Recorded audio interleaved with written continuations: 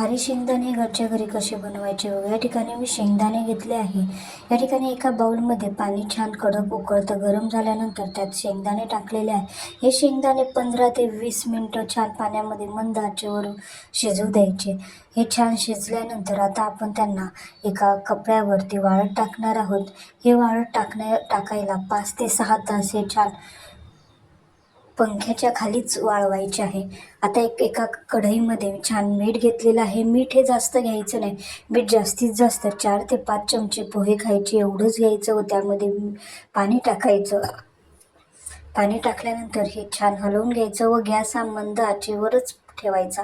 आता हे आपण 5 ते 6 तास पंख्याच्या खाली वाळवलेले शेंगदाणे त्यात टाकून छान हलवायचं. हे खारे शेंगदाणे होण्यासाठी अर्धा तास लागतो. त्यामुळे मंद आचेवरती हे हलवतच राहायचं.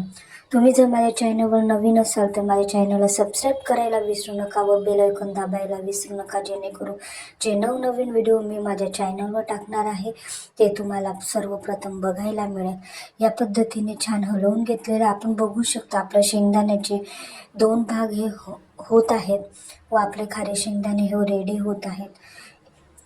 याला छान आपण मंद आचेवरच हलवत राहायचं.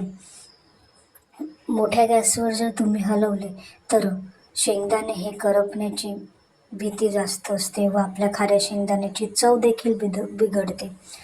या ठिकाणी आपले खारे शेंगदाणे हे रेडी झालेले आहेत खाण्यासाठी.